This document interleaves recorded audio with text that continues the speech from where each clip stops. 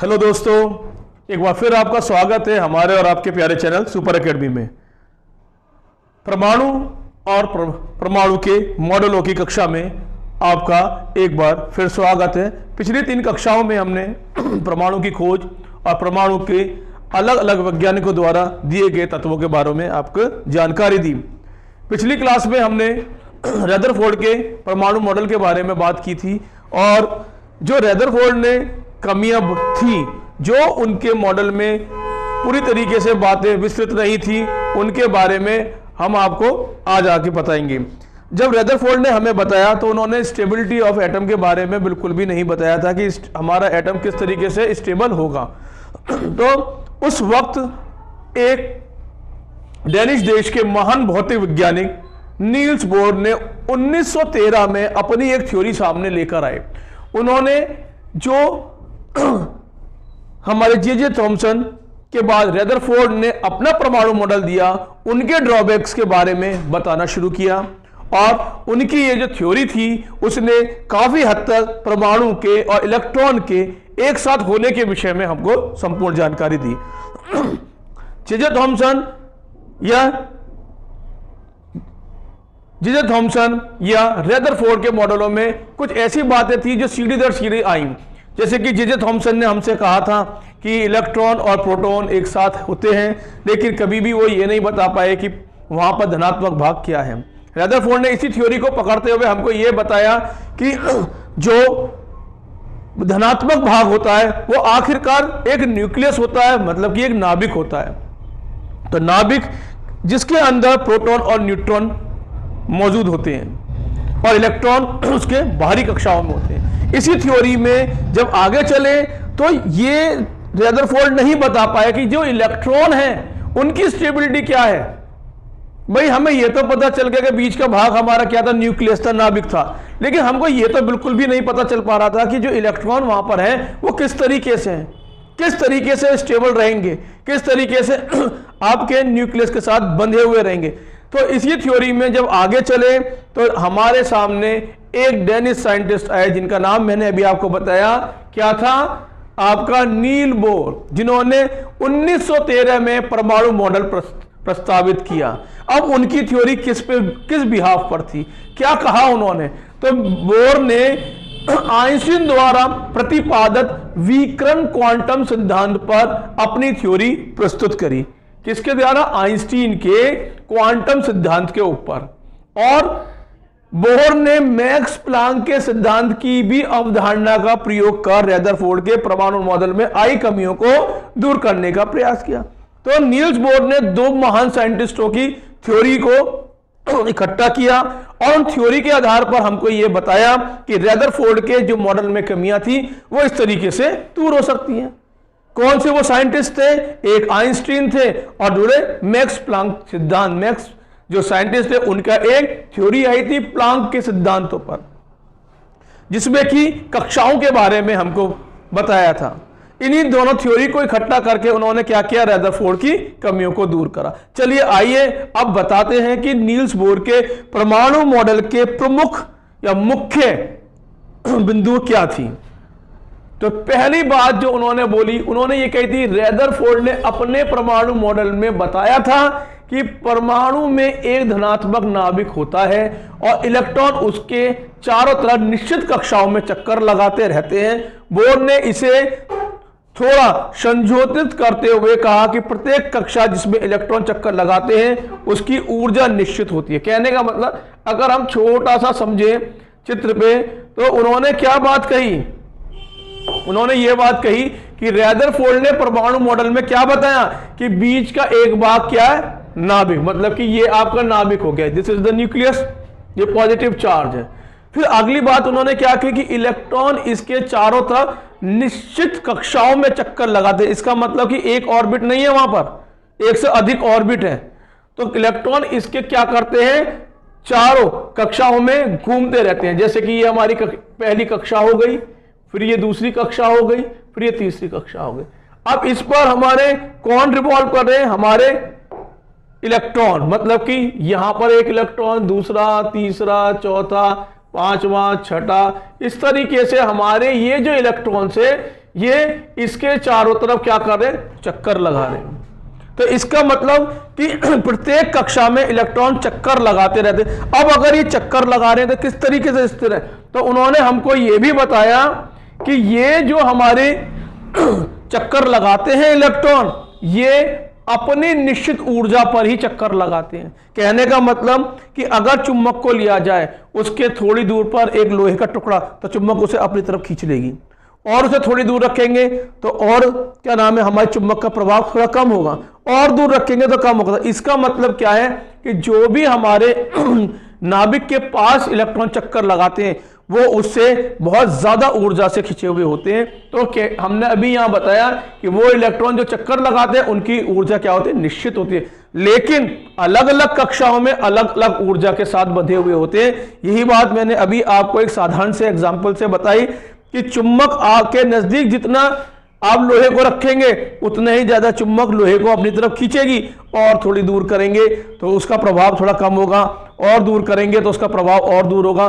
तो इस तरीके से हमारी अलग अलग कक्षाओं में ऊर्जा का मान अलग होता है। अतः बोhr ने के अनुसार इलेक्ट्रॉन निश्चित ऊर्जा की कक्षाओं में नाभिक के चारों तरफ क्या लगाता है, चक्कर लगाता है। चलिए आगे देखते हैं दूसरे पॉइंट में उन्होंने क्या बात समझाई हमको। अगर इलेक्ट्रॉन नाभिक के पास वाली कक्षा में चक्कर लगा रहा है तो उसकी ऊर्जा निम्न होगी, यदि इलेक्ट्रॉन नाभिक से दूर वाली कक्षा में चक्कर लगा रहा है तो उसकी ऊर्जा का मान अधिक होगा। अब यहां पर थोड़ी सी थ्योरी में उल्टा हो गया। अभी मैंने आपको चुंबक वाली बात बताई, तो उसमें मैंने कहा कि चुंबक के नजदीक लोहे के कण होंगे तो हमारी जो बीज का खिंचाव होगा वो बहुत अधिक होगा, और दूर रखेंगे तो कम होगा, और दूर रखेंगे तो। लेकिन यहां पर थोड़ा उल्टा है। क्यों? क्योंकि जो दूर इलेक्ट्रॉन है अगर उसकी अट्रैक्शन फोर्स या उसकी ऊर्जा कम होगी तो भाई वो तो क्लास के बाहर ही चला जाएगा। कोई चीज बहुत तेजी से घूम रही है और अगर उसे हमने बांध कर ही रखा तो वो तो एकदम उड़ के कहीं और पहुंच जाएगी। तो इसका मतलब क्या है कि जो इलेक्ट्रॉन नाभिक के पास चक्कर लगाते हैं इनकी ऊर्जाएं कम होती हैं, और जो इलेक्ट्रॉन जितनी दूर से चक्कर लगा रहा है उनकी ऊर्जाएं उतनी अधिक होती हैं।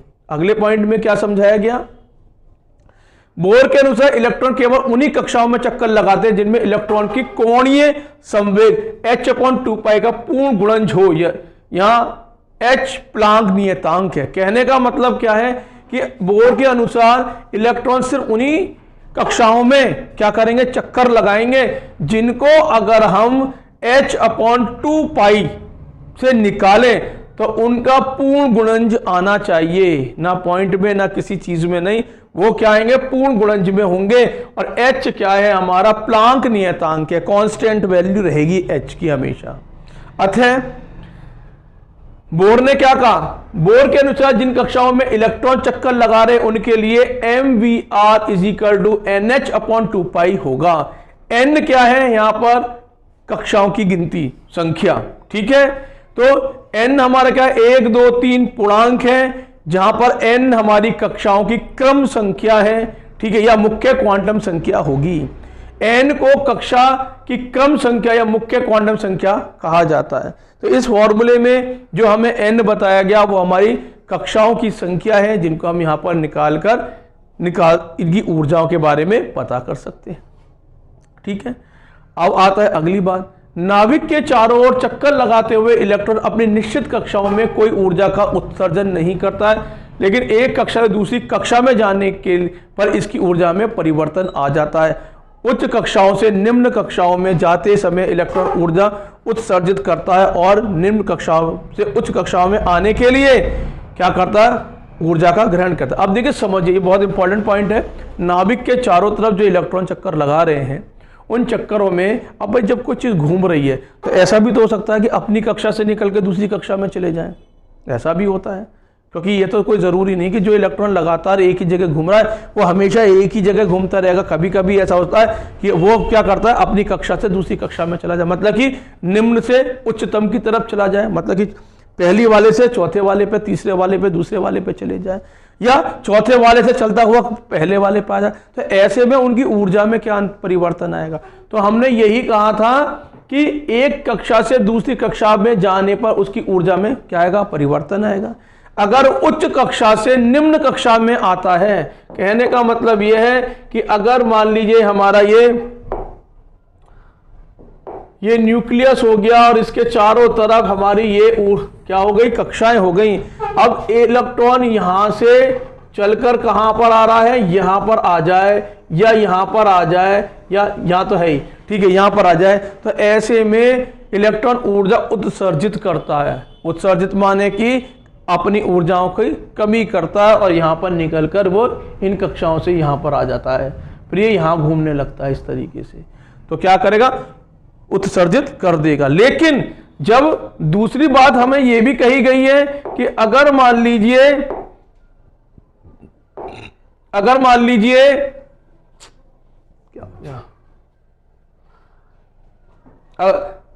लीजिए यह भी कहा गया है कि ये जो इलेक्ट्रॉन्स हैं, ये जो इलेक्ट्रॉन हमारे यहां पर है, अब दूसरे पिक्चर में देख सकते हैं, ये हमने बनाई, ये बनाई और इसी को बनाने, यहां का इलेक्ट्रॉन अगर इस कक्षा में आना चाहे तो उसको क्या करना पड़ेगा, उसको ऊर्जा और लेनी पड़ेगी, मतलब कि उसे और तेजी से घूमना पड़ेगा, बहुत तेजी से, और इतना तेजी से कि वो एकदम यहां से निकल के एकदम यहां पर आ जाए। तो कहने का मतलब अगर इलेक्ट्रॉन निम्न से उच्च की तरफ जाएगा तो ऊर्जा का उत्सर्जन करेगा, और अगर उच्च से निम्न की तरफ आएगा, उच्च से निम्न की तरफ आएगा तो ऊर्जा का उत्सर्जन करेगा, और निम्न से उच्च की तरफ जाएगा तो उसको ऊर्जा की आवश्यकता पड़ेगी, और भी तेजी से क्या करना पड़ेगा, घूमना पड़ेगा। ठीक है, इस तरीके से आगे उसने और क्या बातें कही कि अब अपनी निश्चित कक्षाओं में चक्कर लगाने के लिए आवश्यक बल अभिकेंद्रित बल द्वारा प्राप्त होता है। मतलब कि अगर अपनी ही कक्षा में उसको घूमना हो, अब मतलब यहां से उधर भी नहीं जाना, उधर से इधर भी नहीं आना, तो उसको अभिकेंद्र न्यूक्लियस से जो बल प्राप्त हो रहा है उसी बल को प्राप्त करते रहना है और चारों तरफ घूमते रहना है। जब इलेक्ट्रॉन की बाहरी ऊर्जा मिलती है तो वह ऊर्जा पाकर उच्च कक्षाओं में चला जाता है। मतलब कि किसी भी इलेक्ट्रॉन को अगर कोई और ऊर्जा प्राप्त हो जाए, चलते चलते उसे और एनर्जी प्राप्त हो जाए, तो वो क्या करता है, अपनी उच्च कक्षाओं की तरफ, मतलब कि पहले से चौथे की तरफ चला जाओ, पहले के दूसरे की तरफ चला जाओ, पहले से तीसरे की तरफ चला, इन कक्षाओं में चला जाता है तथा उत्तेजित अवस्था में चला जाता है। उत्तेजित अवस्था में अर्थात उच्च कक्षाओं में इलेक्ट्रॉन के कितने सेकंड तक ठहर सकता है, 10 की घात -8 सेकंड तक ही ठहर सकता है, फिर वापस वहीं आ जाएगा। मतलब कि उसको ऊर्जा भी मिली, अब वो दूसरी कक्षाओं में भी गया, फिर वहां पर ज्यादा समय भी नहीं ठहर सकता, 10 की घात -8 सेकंड तक रहेगा, फिर वापस अपनी ही कक्षा में आ जाता है। ठीक है, परंतु निम्न कक्षा में लौट आने पर लौटते समय चुंबकीय विकिरण ऊर्जा का उत्सर्जन करता है। मतलब कि मैग्नेटिक फोर्सेस का क्या करता है, वो उत्सर्जन वहां पर करने लगता है। अब ये तो हमें बोर ने बताए कि ये प्रमुख बिंदुएं थी जिनके आधार पर हम ये कह सकते हैं कि ये एक कक्षा से दूसरी कक्षा, दूसरी कक्षा से तीसरी कक्षा में आना किस तरीके से संभव है। और यह भी बताया गया कि धनात्मक भाग, मतलब कि न्यूक्लियस के चारों तरफ इलेक्ट्रॉन अपनी ही कक्षा में अपनी ऊर्जा के हिसाब से घूमते हैं और एक कक्षा से दूसरी कक्षा में किस तरीके से जाते हैं। लेकिन इसमें आगे बोर के परमाणु मॉडल में भी कमी आई, कुछ बातें ऐसी थी जो बोर नहीं बता पाया। तो वो पहला पॉइंट क्या है कि बोर ने इस मॉडल के आधार पर जीमैन प्रभाव की व्याख्या नहीं की जा सकती। बोर के इस मॉडल के आधार पर हम ये नहीं बता सकते कि जीमैन इफेक्ट क्या है क्या नहीं है, ये नहीं समझा पाए। यह मॉडल केवल एक इलेक्ट्रॉन परमाणु के लिए ही सत्य है, जैसे कि हाइड्रोजन, हीलियम, सोडियम, लिथियम इत्यादि। मतलब कि ये जो मॉडल हमको बताया गया है, जो हमें कक्षाएं समझाई गई हैं, वो एक ही इलेक्ट्रॉन के बारे में, एक ही एटम के बारे में है और इसके अलावा कोई दूसरा वहां पर नहीं आ सकता। तीसरे पॉइंट में हमको यह समझाया गया है कि बोहर के परमाणु मॉडल के अनुसार परमाणु की कक्षाएं वर्तीय होती हैं, लेकिन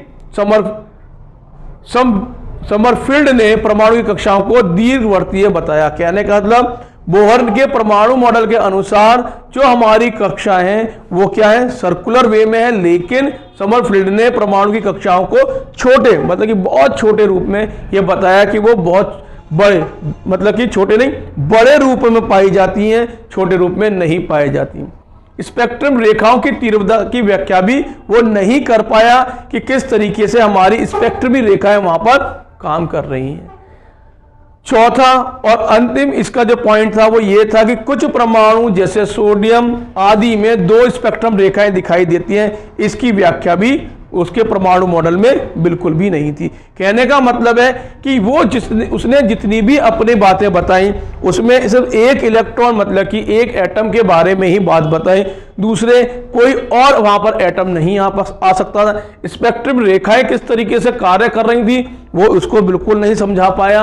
हाँ, उसने ये तो हमको बताया कि एक नाभिक होता है, एक न्यूक्लियस होता है, उसके चारों तरफ हमारे क्या करते हैं, इलेक्ट्रॉन रिवॉल्व करते हैं, और ये भी बताया कि हर कक्षा की अपनी एक ऊर्जा होती है, और उसने ये भी बताया था कि हर कक्षा में मैक्सिमम कितने इलेक्ट्रॉन रहेंगे, मैक्सिमम कितने इलेक्ट्रॉन वहां पर रह सकते हैं।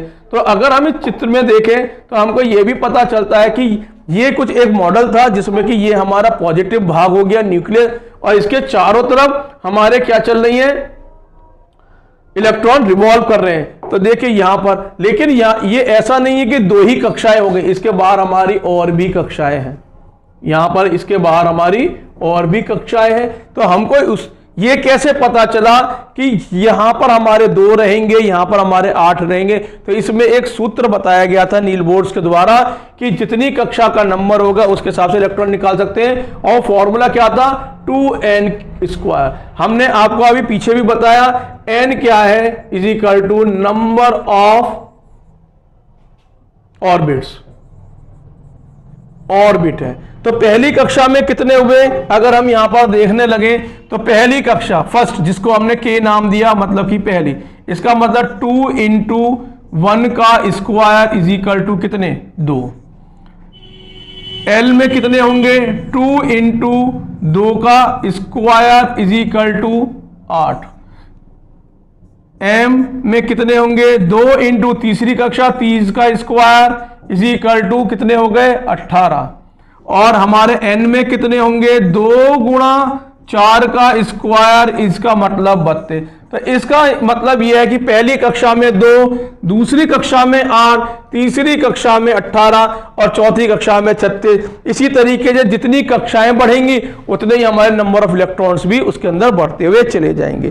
तो आज की हमारी इस क्लास में आपको यही दर्शाना था कि अलग अलग साइंटिस्टों ने अलग अलग थ्योरीज देकर अपनी बात हमें समझाई, फिर भी कहीं ना कहीं कुछ ना कुछ कमियां रह गई। आगे की क्लास में हम आपको यह बताएंगे कि आखिरकार इलेक्ट्रॉन किस तरीके से स्थिर हुआ, किस तरीके से उसकी थ्योरी सामने आई। अब तक हमने आपको 3 साइंटिस्टों के मॉडल बताए, थॉमसन, रदरफोर्ड और आज नील बोर के बारे में। क्लास में बने रहिए और कमेंट बॉक्स में लिखकर बताते रहिए। जब तक जय हिंद, जय भारत।